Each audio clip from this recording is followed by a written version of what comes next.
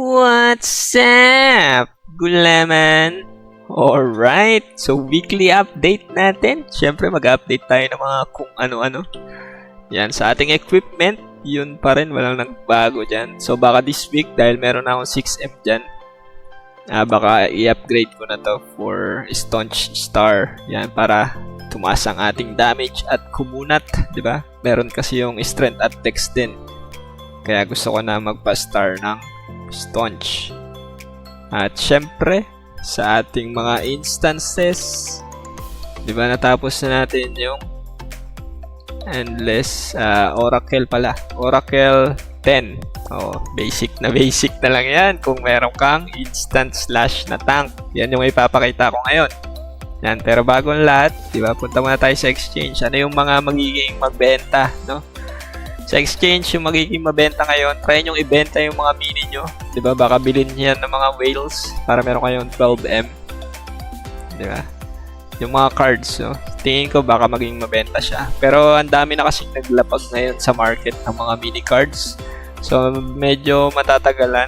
Diba? Baka lang matsambahan kayo ng mga whales. Kaya, try nyo ibenta yung mga mini cards. Yan. Tapos, syempre, sa aking instances ulit, no? Inubos ko na yung aking chaotic dito sa 40. O, para meron kayong Mora coins at saka itong Enrich Stone of All Things, diba? Inubos ko na yung 5 runs ko dyan. Tapos, yung armor chest, diba? Kung hindi pa kayo nakakapag-upgrade ng staunch nyo, diba? Ito na yung pagkakataon dahil may free armor chest dyan, diba? Kaya meron na akong nakuha na 6 na piraso eh. 5 lang yung nakuha ko pero may isa kasi akong extra armor chest. Yan, iniipon ko ulit yan para sa panibagong armor o kaya pang benta or di kaya pwede rin pang refine ng staunch armor. Yan. Tapos punta tayo sa tank build ng instant slash. Ito yung aking tank slash build. Yan, sa aking tank build, di ba? Meron akong pantay-pantay halos na stats diyan. Tapos syempre yung aking skills ay yun pa rin naman, no? Wala namang masyadong nagbago. Binawasan ko lang yung level ng aking Shield of Defense at Spear Thrust para gawing level 15 yung battle chant kasi importante to for tanking, lalo na kung may stun yung ating priest, di ba? At least meron tayong pang-heal sa ating ibang teammates at sa sarili. Yan. Tapos syempre, ignore death. Wala na masyadong explanation dyan. Tapos, yan, mga pampakunat, divine protection. At saka, yan. Tapos syempre, ang Aesir nyan, di ba? Lalagyan mo din yung mga pampakunat for tanking. Dying recovery at saka syempre damage overbrand. Lagyan mo overbrand yung actually dalawa lang naman yung kailangan sa damage, yung overbrand lang at saka yung inspiration blessing.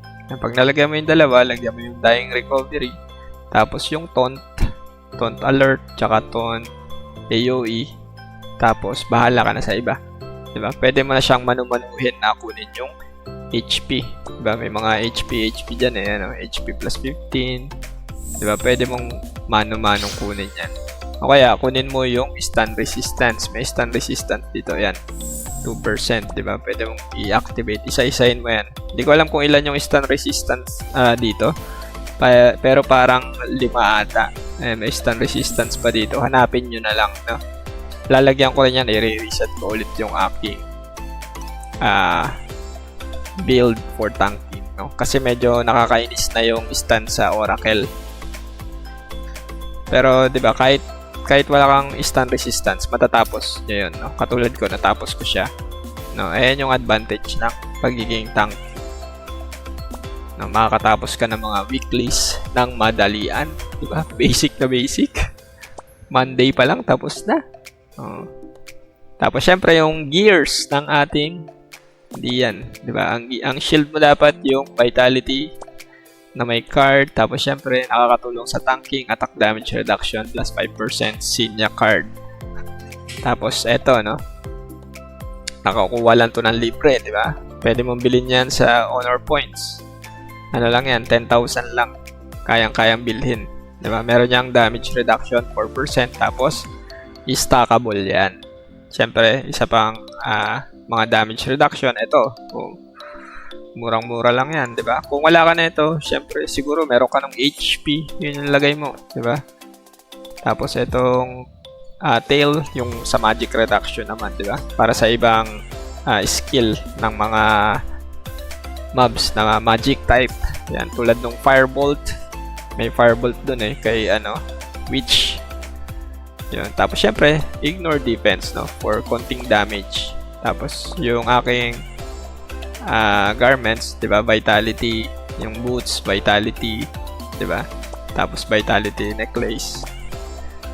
Yung yung kung kaya mong tangkihin, pwede mong palitan tong vitality mo ng yung ignore defense, 'di ba? Para meron kang konting damage pa sa mobs. Pero actually konti lang yung difference ng damage kung papalitan mo. So mas maganda mag tank equipments ka na lang, no? Sapat na siguro yung konting ignore defense sa mobs kasi mababa naman yung kailangan mo doon. Di ka naman da-damage ng gusto. Kailangan mo rin mag-tank. At syempre advantage yung skill na yung seize the chance, no?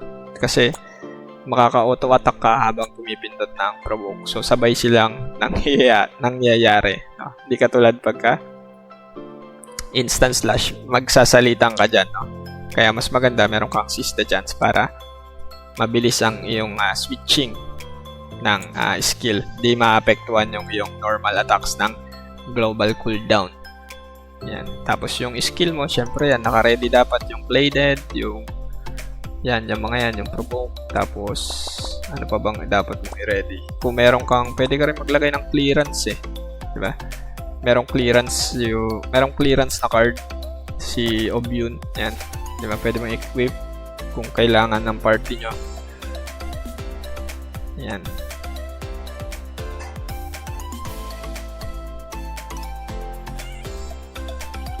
Tapos, syempre sa stats, pwede ka rin mag full vitality. Diba? Kung kulang ka sa tanking. Pero etong stats na to, sapat na siya sa tingin ko, no? Para makakatulong ka sa AoE damage. Lalo na importante yung AoE damage sa Oracle. Kaya maraming warlock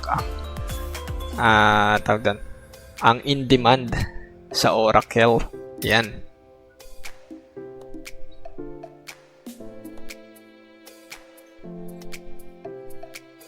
Tapos yung total nung aking Aesir ay 177 pa lang. Hindi pa kasi ako nagva-Valkyrie Ruins. Pag nag-Valkyrie Ruins ako, baka umabot na to this week ng 200k. Pero babawasan ko yan syempre dahil maglalagay ako ng attack sa aking prayers. Yan, lalagyan ko yung gagawin ko na sigurong level 50 lahat para makuha yung topic quest. Yan, di ko pa natatapos yung topic quest dito Yan upgrade all prayers to level 40 para makuha ko tong 10 Elite Adventure chest. Baka makakuha tayo dyan ng refinement voucher. Mamachambahan Yan, tapos syempre, di ba, meron akong pang-roll ng pang-roll ng card. Mag-roll tayo sa Frontera.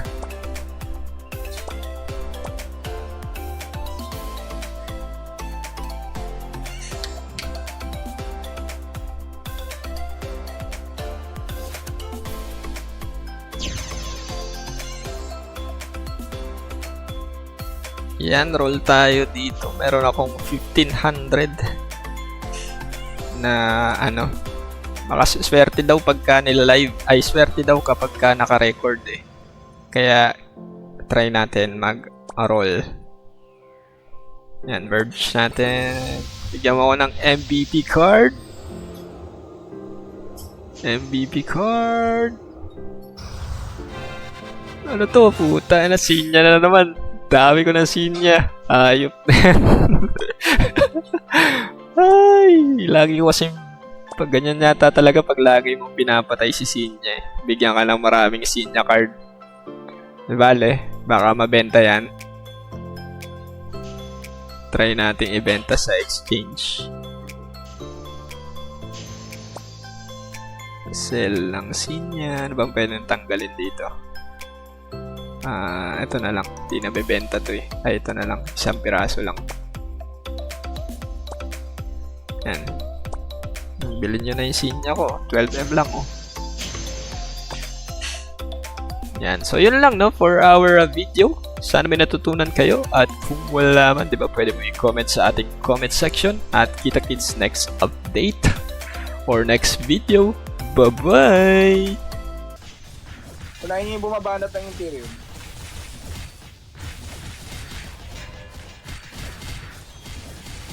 Konti na nandito pa. Ang dami Saan ba na. tayo? Konti lang daw tayo. No, sobrang konti natin na ano. Galaw. Sobrang konti natin na pumasok sa ano. Dito sa AFK. Core of Crystal.